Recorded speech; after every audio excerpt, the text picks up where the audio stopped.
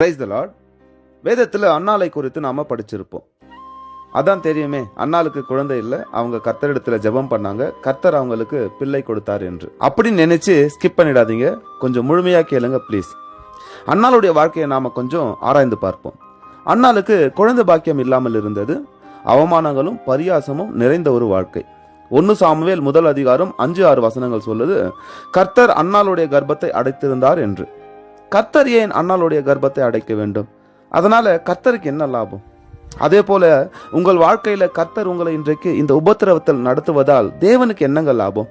அவர் இரக்கமும் கிருபையும் நீடிய சாந்தமும் மகாதயையும் 1000 தலைமுறைகளுக்கு இரக்கத்தை காக்கிறவரும் அக்கிரமத்தையும் மீறுதலையும் பாவத்தையும் மன்னிக்கிறவருமாய் இருக்கிறார். அப்படிப்பட்ட தேவன் ஏன் அன்னாளுடைய கர்ப்பத்தை அடைக்க வேண்டும்? காரணம் இருக்கிறது. உங்களுடைய வாழ்க்கையிலும் கர்த்தர் அநேக காரியங்களை அடைத்து வைத்திருக்கிறதற்கு காரணம் இருக்கு அன்பானவர்களே. இஸ்ரவேல் ஜனங்க எகிப்து அடிமைத்தனத்திலிருந்து மோசையின் மூலமாய் மீட்கப்பட்டு விடுதலையாக்கப்பட்டு தேவன் ஆபிரகாமுக்கு வாக்கு பண்ணின கானான் தேசத்துக்குள் கொண்டு வந்து சேர்த்தார். மோசைக்கு பின் யோசுவா அவர்களை வழிநடத்தினார். யோசுவாவிற்கு பின்னால் இஸ்ரவேல் ஜனங்கள் தங்களை கெடுத்து கொண்டார்கள், அந்நிய தேவர்களை வழிபட ஆரம்பித்தார்கள். முடிவு, அநேக தேவனை விட்டு அவருடைய நியாயப்பிரமாணத்தை விட்டும் வழி விலகி தேவனுடைய பார்வைக்கு பொல்லாப்பானதை செய்தார்கள். கர்த்தர் அவர்களை அந்நிய தேசத்து ராஜாக்கள் இடத்தில் ஒப்பு கொடுத்தார். அவர்கள் மனம் திரும்பி கர்த்தரிடத்தில் திரும்பும் போது கர்த்தர் அவர்களை இரட்சகர்களை கொண்டு அவர்களை ரட்சித்தார். இது நியாயாதிபதிகளின் புஸ்தகத்தில் மீண்டும் மீண்டும் நாம பார்க்க முடியும். சரி, விஷயத்துக்கு வருவோம். ஒரு கட்டத்திற்கு மேல, அதாவது நியாயாதிபதிகள் 17வது அதிகாரம் முதல் 21வது அதிகாரங்களில் இஸ்ரவேல் ஜனங்கள் மிக மோசமான பாவங்களை செய்ய ஆரம்பித்து விட்டார்கள். தேவனை விட்டு விட்டு அவனவன் தன் பார்வைக்கு சரியானபடி நடந்து வந்தார்கள். இந்த ஜனங்களை வழிநடத்த ஒரு நல்ல தலைவன் இல்லை. கர்த்தர் ஏற்படுத்தின இரட்சகர்கள் அநேகர் கர்த்தருக்கு கீழ்ப்படைந்திருந்தார்கள். ஆனாலும் ஜனங்களை கர்த்தரிடத்தில் கொண்டு சேர்ப்பவர்கள் ஒருவரும் இல்லை. இப்படிப்பட்ட ஒரு மோசமான காலத்தில் தான் கர்த்தர் அன்னாளுடைய கர்ப்பத்தையும் அடைத்திருந்தார். அன்னாலும் அவருடைய கணவனும் கர்த்தருக்கு உண்மையாய் வாழ்ந்து கொண்டிருந்தார்கள். பாருங்க, உண்மையாய் கர்த்தருக்கு என்று வாழ்கிறவர்களை தான் கர்த்தர் சோதிப்பார். கர்த்தர் உங்களை சிட்சிப்பதை அற்பமாய் எண்ணாதிருங்கள். தகப்பன் சிட்சியாத பிள்ளை உண்டோ என்று வேதவசனம் சொல்லுகிறது. இப்படி தேவனை விட்டு விட்டு வழிவிலகி போயிருக்கிற இஸ்ரவேல் ஜனங்களை மீண்டும் தம்மிடம் கொண்டு வர ஒரு நல்ல தலைவன் வேண்டும் என்று தேவன் எதிர்பார்க்கிறார்.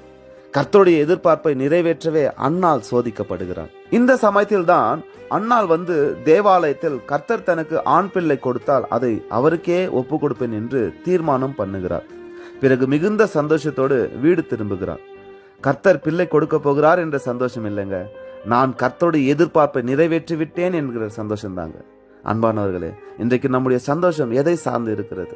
கர்த்தர் நமக்கு கொடுத்தது மேல இருக்கா, இல்ல நான் கர்த்தருக்கு என்ன கொடுக்க போறேன், என்ன செய்ய போறேன் என்பதை சார்ந்து இருக்கிறதா? பின்பு அன்னாளுக்கு சாமுவேல் என்கிற ஆண் பிள்ளை பிறந்தான். அவன் தேவாலயத்திலே ஒப்பு கொடுக்கப்பட்டு வளர்க்கப்பட்டான். அந்த சாமுவேலோடு தேவன் இருந்தார். ராஜாக்களை அபிஷேகம் பண்ணக்கூடியவராகவும் தான் முதல் பெயர்சபா மட்டும் அநேக தீர்க்கதரிசிகள் கூட்டங்களை ஆரம்பித்து தேசத்தில் ஒரு பெரிய எழுப்புதலை கொண்டு வந்தார் சாமுவேல்.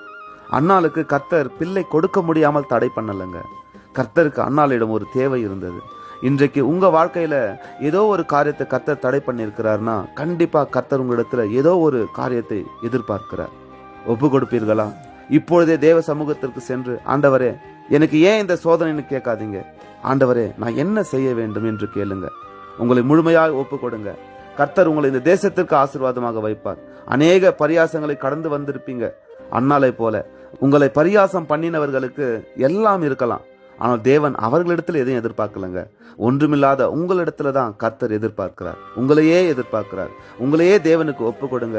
எல்லா பரியாசங்களும் ஆசீர்வாதமாக மாறும். தேவன் மாற்றுவார். தேவனை மாத்திரம் நம்பியிருங்க. உங்களுடைய இருதயத்தை அவருடைய சமூகத்தில் ஊற்றி விடுங்க. சந்தோஷமாக எதிர்நோக்கி இருங்க. உங்கள் எதிர்பார்ப்புகளை கர்த்தர் பூர்த்தி செய்வார்.